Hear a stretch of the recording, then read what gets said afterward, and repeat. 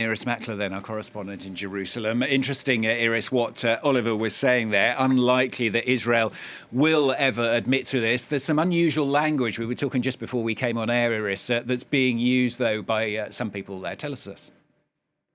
I can tell you that, yes, it's true. There is no confirmation or denial. That's Israel returning to an old policy. That's official Israel. There is a discussion, nevertheless, amongst journalists and amongst analysts who say it's not officially Israel, but then they break the fourth wall and discuss it as if it were an Israeli attack. And we have seen reporting this morning from international newspapers and internet magazines based on discussions with intelligence sources, unnamed intelligence sources, who suggest that actually this attack was meant to be the first phase before a land war, a ground war, a ground offensive. So think about this. It disorients the enemy, it disables many fighters, and then the ground forces come in. But there hasn't been that ground force attack. And what we're reading or hearing from these security sources is that this attack was early.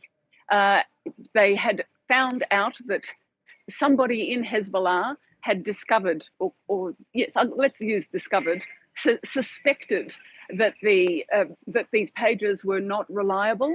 One of those suspects, one of those people was killed. A second one was found. And according to sources in Washington, Israel decided use it or lose it and went ahead with this operation, even though it wasn't the beginning of a massive ground war. So, Oliver, Hezbollah and the Lebanese government very much blaming Israel for the attack. I mean, what is the likelihood of it? Fairly high. It has all the signs of an attack by Mossad, Israel's external intelligence service, and there does seem to be a very clear precedent for it. In 1996, Israel assassinated Hamas's chief bomb maker, Yahya Ayash, using 15 grams of explosives that were hidden in his mobile phone. It probably would only have killed him when he was actually answering the phone, so they made sure that it was detonated when he held the phone up to his ear. Now, Israel also is the party with the strongest motive to strike at Hezbollah. They've been exchanging daily rocket fire since October 7th last, and Israel recently accused Hezbollah of attempting to assassinate a senior former Israeli defense official using a remotely detonated Claymore mine. That attack was foiled.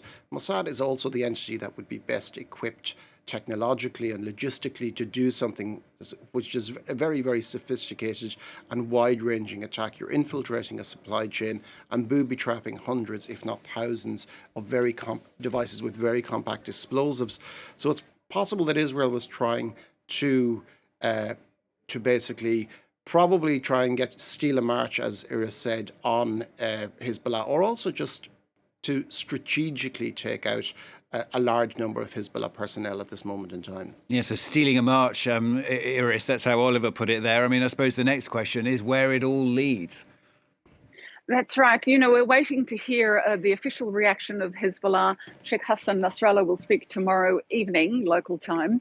But until that point, Israeli analysts, and indeed we're hearing from the Israeli military, they anticipate a Hezbollah attack, that a response will come to Israel because an attack of this scale can't be allowed to go by without any kind of retaliation. So there are preparations. We know that airlines have stopped flights, including Air France, both to Tel Aviv and to Beirut.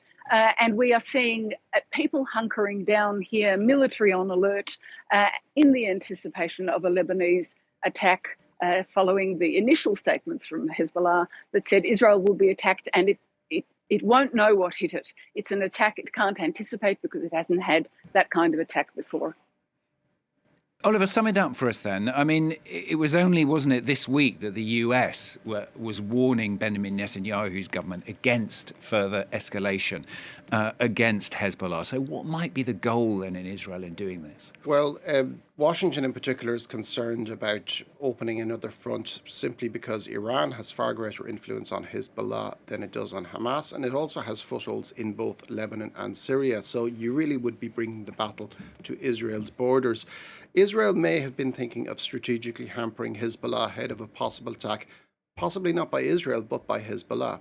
Israeli analysts over the past year have warned of the possibility of Hezbollah mounting an October 7th attack on villages and towns in northern Israel. They say that given Hezbollah's resources and personnel, that could actually dwarf the Hamas-led attacks last year in intensity and scale. So it's possible that Israel was trying to anticipate that.